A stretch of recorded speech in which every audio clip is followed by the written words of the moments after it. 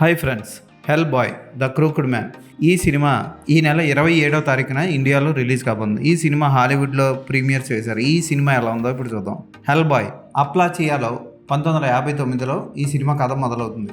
సగం మనిషి సగం రాక్షసుడైన మన hero Hellboy bureau for paranormal research and defense ఏజెంట్గా బాబీ జో సాంగ్తో దెయ్యాలను పట్టుకోవడానికి బయలుదేరతాడు. ఆ దెయ్యాలను పట్టుకునే క్రమంలో అతనికి ఎదురైన సవాళ్ళు ఏంటి, అతనితో పాటు వీళ్ళని టీం ఎంతమంది బతికారు, వాళ్ళకి మంత్రగత్తెలకి సంబంధం ఏంటి అన్నది సినిమా చూసి తెలుసుకోవాలి. ఈ సినిమా స్టార్టింగ్లో ట్రైన్ మీద తీసిన ఒక యాక్షన్ సీక్వెన్స్ ఆకట్టుకుంటుంది. ఓ పెద్ద స్పైడర్ని పట్టుకొని దాన్ని చంపే సీన్ ఆకట్టుకుంటుంది. ఆ తర్వాత హెల్ బాయ్ టీంలో ఒక అమ్మాయిని పాము చుట్టేసి ఆమె నోట్లోంచి ఆ పాము అటు ఇటు తిరుగుతూ ఉంటుంది. ఆ అమ్మాయిని కాపాడే క్రమంలో ఎవరెవరు చనిపోయారు అన్నది కూడా ఆసక్తికరంగా తీశారు. ఈ 2 సీన్లు తప్ప సినిమాలో ఎక్కడా ఏ సీన్ కూడా ఆకట్టుకోదు. క్లైమాక్స్ కూడా అంత బాగోదు. మనం హెల్ బాయ్ని టీవీ సిరీస్లో చూస్తున్నామా మూవీగా చూస్తున్నామా అర్థం అవ్వదు. అంత చీప్గా తీశారు ఈ సినిమాని.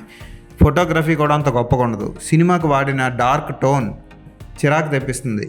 ముందు హెల్ బాయ్ సిరీస్లు అన్నీ ఎంతో బ్రైట్ కలర్స్తో మంచి యాక్షన్ ఎపిసోడ్తో ఉంటాయి. ఇందులో ఏమీ ఉండవు. హెల్ బాయ్ మనల్ని నిరాశపరుస్తాడని చెప్పాలి. ఫస్ట్ 40 నిమిషాల తర్వాత ఈ సినిమాని చూడాల్సిన అవసరం ఉండదు.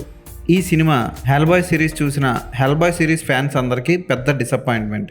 డెడ్ పూల్ సిరీస్లో వచ్చిన 3వ పార్ట్ కూడా అటర్ ఫ్లాప్ అవ్వడం, ఈ హెల్ బాయ్ సిరీస్ రీబూట్ కూడా ఫస్ట్ పార్టే అటర్ ఫ్లాప్ అవ్వడం చూస్తుంటే ఇక మనం సూపర్ హీరో సినిమాల సీక్వెల్స్ కోసం వెయిట్ చేయడం దండగా అనిపిస్తుంది. ఈ సినిమా చూసిన తర్వాత మీరు ఈ సినిమాకి ఎంత రేటింగ్ ఇస్తారో కమెంట్స్లో మెన్షన్ చేయడం మర్చిపోకండి. Thank you. మరొక సినిమా రివ్యూతో మళ్ళీ కలుద్దాం.